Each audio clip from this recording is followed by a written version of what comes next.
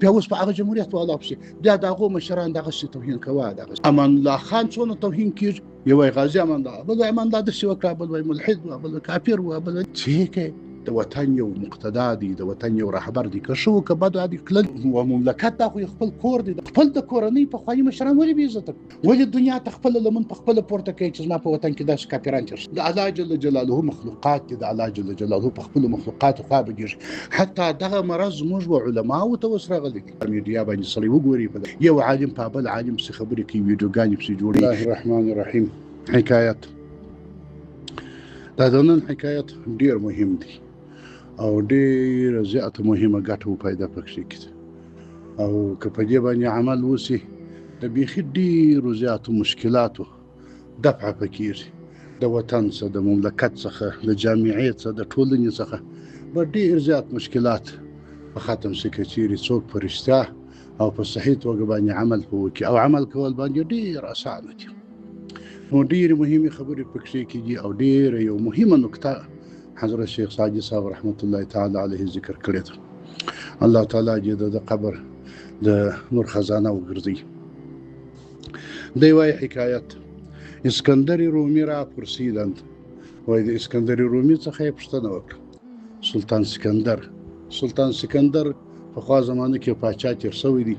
چې هغه ټوله دنیا ونیول د ټولې دنیا پاچا و مشرقه څخه تر مغربه پورې ټوله دنیا ونیول او د ټول دنیا باندې پاچاهي کول داسې یو تکړه پاچا و نو وایي د سلطان سکندر صاحب څخه یې پوښتنه وکړل که دیار مشرق و مغرب به چی گرفتی چې تا دا دونه ښارونه د مشرق و د مغرب په طرف کې دا یې په څنګه طریقه ونیول دا څنګه ته د ټولې دنیا پاچا سولې او د ټولې دنیا خلک ستا رعیت سول که ملوک پیشین را عمر و ملک و لشکر و خزائن بیش از این بود نو ده کې وویلې چې پخواني پاچاهان ستا څخه تر مخه تېر شوي پاچاهان د هغو عمر هم ډېر و پاچاهي هم تر دغه طاقت درلودي یعنی غټ لشکر یې درلودي و لشکر یې درلودي و خزائن یې بیش از این و دغه ستا در خزانو در پاچاهي هغو ډېره غټه پاچاهي درلوده ستا خو یو کوچنۍ پاچاهي وه مګر تا د مشرق و د مغرب مملکتونه ټوله ونیول او چنین فتح میسر نشد هغو ته دغسې فتح نه و میسره شوې هغو دغسې فتوحات نه وه کړي نه دونه مملکتونه نیولي وه او نه دونه پاچاهي پراخه شوې وه نه ټوله دنیا نیولې وه دا تا څنګه ونیول گفت سلطان سکندر صاحب ورته وویل بعون الله تعالی په کومک د الله جل جلاله هر مملکتی را که بگرفتم هر مملکت چې می ونیوی رعیتش را نیازردم نو ما کوشش دا دې کړی چې دغه مملکت رعیت ازار نکم هر مملکت چې می نیولی دی د هغه رعیت د ازار څخه مې ځان ساتلی دی پس هغه مملکت چې می فتح کړی دی په هغه مملکت کې می هغه رعیت نه دی ازار کړی او دغه رعیت سره ډېر ښه سلوک ما کړی دی و رسوم خیرات گذشتگان را باطل نکردم او رسوم هغه عادات خیرات د خیر د کارونو گذشتگان د تیر شوو خلکو باطل نکردم هغه می نه دی باطل کړی یعنی په وطن کې چې به پخوانیو پاچاهانو کوم رسم و رواج درلودي او هغه به د خیر و د منفعت شی و د ګټې و د فایدې رسم و رواج بو او یا به په خلکو کې کوم رسمونه و رواجونه د خیر عادات موجود و هغه مې هیڅ وخت د منځه څه نه وړل هغه مې نه باطلول بلکې هغه مې جاري ساتل او و نام بادشاهان جز به نیکویی نه بردم او نوم د پاچاهانو بې له نیکۍ څخه په بله طریقه نه دی اخیستی هیڅ وخت مې د یو پاچا بد نه دی ویلی هیڅ وخت مې پر یو پاچا تنقید نه دی کړی هیڅ وخت مې د یو پاچا توهین و سپکاوی نه دی کړی که څه ما مملکت نیولی جنګ مې ورسره کړی هغه پاچا مات سوی هغه د منځه تللی خو دا خپل دشمن پاچا د هغه نوم مې همیشه په نیکي یاد کړی دی او هیڅ وخت مې په بدي نه دی یاد کړی هیڅ وخت مې د هغه سپکاوی نه دی کړی هیڅ وخت مې د هغه تحقیر او په خوار نظر نه دی ورته کتلی دغه درې کاره ما کړي دي اول مې د هغه رعایت نه دی ازار کړی بل مې په د دې کوم رسمونه و عادات چې یا د حکومت د خوا څه یا په خلکو کې رواج هغه مې د منځه نه وړل او بل د هغه پاچاهانو د هغه حکومتي خلکو د هغو نومان هغه مې همیشه په ښه یادول. هېڅ وخت مې د نورو پاچاهانو د نورو خلکو توهین او تحقیر نه دی کړی. سبحان الله، عجبه لویه خبره ده، عجبه لویه خبره ده. که موږ د خپل مملکت ته وګوره، اوس ګوره د زموږ خپل مملکت چې راغلی دی، دا 50 کاله په دې مملکت کې چې د جنګونه سوي دي، چې هر پاچا راغلی دی د هغه بل پاچا یې څونه توهین او سپکاوی کړی دي. که خلکیان رالل، که پرچمیان رالل، که خلکیان او پرچمیان رالل، د هغه داود خان او د ظاهرشاه څونه توهینونه یې وکړل، څونه بد یې وویل، څونه سپکاوی یې وکړي. بیا چې د هغه څخه وروسته بل حکومت رالی، د مجاهدینو حکومت رالی، بیا په هغو پسې څونه خبرې کول او تر اوسه پورې کوي. هغه پاچاهان مړه سول، هغه حکومتي مسؤلین مړه سول، هغه حکومتي مامورین مړه سول، هغه خلکیانو پرچمیان هغه ګرد یا د منځه ولاړه یا مړه سول، یا به اوس نو ډېر سپین ږیري ډېر به ضعیف وي. مګر تر اوسه پورې په څو د تحقیر، په څونه سپکاوي، په څونه بدنامه باندې یادېږي. بیا چې د مجاهدینو حکومت رالی، بیا بل حکومت رالی، بیا چې هغه رالی، بیا بل حکومت چې رالی، بیا هغه د مجاهدینو مشران، هغه رهبران، هغه په څو سپکو سپکو نومونو یاد کړل، تر اوسه پورې په څو سپکو نومونو باندې یادوي. حتی د دې هغه خبرې، د دې هغه ویډیوګانې، د دې هغه ورځ په ورځ، ګړی په ګړی، وخت په وخت یې نشروي. هغه بس د خلکو په مخ کې هغه ټول سپکوي، بې عزته کوي. بیا چې جمهوریت رالی، بیا جمهوریت بیا دغه د طالبانو مشران د هغوی څونه سپکاوی وکړي، څونه بې عزته کړل، څونه یې بې آبه کړل، بندیان یې کړل، خوږ یې کړل، ویې وهل، کفارو ته په لاس ورکړل، دښمنانو ته په لاس ورکړل، چاپې یې پر وهلې، په بندیخانې یې په ډکې کړلې، په یو نامه په بل نامه، په دې د غلامۍ، د همسایګانو د غلامۍ په تورونو باندې، په رقم باندې چې زړه یې غوښتل هغسې تورونه یې پر ولګول. بیا جمهوریت لاړی، بیا بل حکومت رالی، بیا چې بل حکومت رالی، بیا اوس په هغه جمهوریت والا پسې بیا د هغو مشران دغسې توهین کوه، دغسې سپکوه. دا زموږ یو مزاج داسې اوس جوړ شوی دی، د دې مملکت حالت داسې دی. نو سلطان سکندر صاحب وایي سیاست دا نه دی. سیاست دا دی چې وخت کې چې حکومت په لاس درلی، بیا حد بې حسابه مهرباني د رعیت سره وکړه. رعیت ډېر ونازوه، هېڅ وخت په هېڅ رقم باندې رعیت مه ازاروه،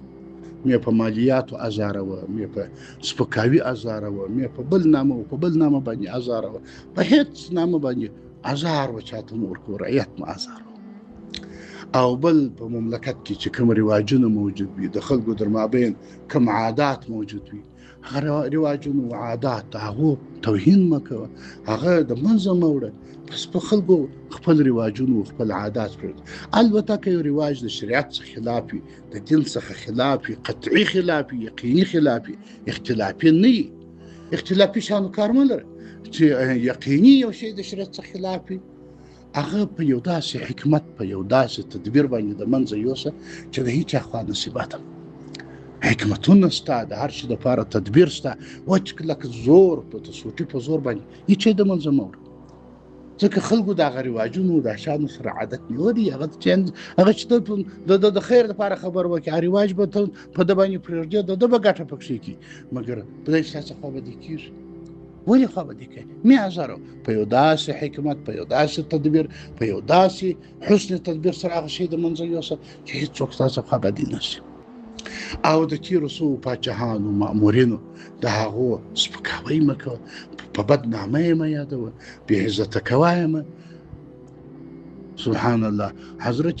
ابو سفیان رضی الله تعالی عنه 20 کاله مسلسل د حضرت جناب حبیب علیه السلام صلی الله علیه وسلم په خلاف ودرېدی. 20 کاله دا ټولې غزاګانې چې وسولې، که د بدر غزا وه، که د احد غزا وه، که خندق و کابل و کابل په دې ټولو کې مشر ابو سفیان. یعنې څونه صحابه به د شهیدان کړي، څونه د حضرت جناب حبیب علیه السلام صلی الله علیه وسلم په مقابل باندې وجنګېدل. مګر حضرت جناب حبیب علیه السلام صلی الله علیه وسلم چې مکه مکرمه فتح کړل، هغه ابو سفیان چې 20 کاله د مقابله کړې وه او د مبارک ته په باره کې به بې ادبۍ کولې او صحابه مبارکان به شهیدانول. دی مبارک چې مکه مکرمه پاته کړل اعلان یې وکړي ویل هر څوک چې د ابو سفیان صاحب کور ته ورشي هغه په امن دی. دغونه عزت یې ورکړي. خپل مقابل لوري ته خپل دشمن ته پر ځای د دې چې دغه توهین وکړي سپکاوی وکړي د کوره یې راوباسي هلته د مکې مکرمې ومخته په دار وځړي دغه په عوض کې څه وکړل؟ دا ناز یې ورکړي ویل هر څوک چې د په کور ننوتی هغه په امن دی. یعنې ټولو خلکو ته امان ورکړي د په کور کې چې هر څوک د کور ته ننوځي هغه په امان دی.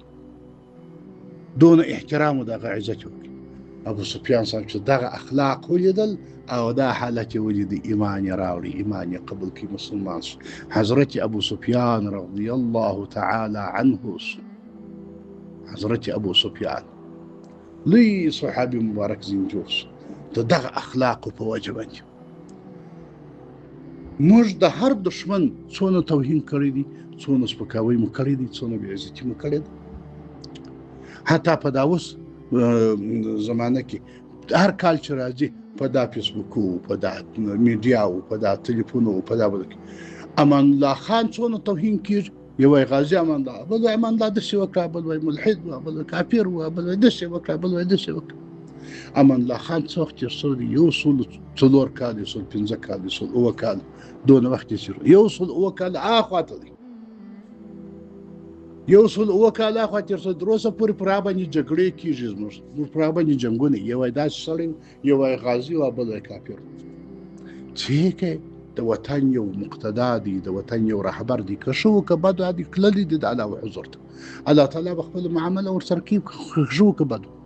تلك امه قد خلت لها ما كسبت وعليها ما اكتسبت. دا یو امه چې رسوي دي چې کړي واغه بعد خپل عمل دی پوس خپل عمل پوس خپل خدای پوس.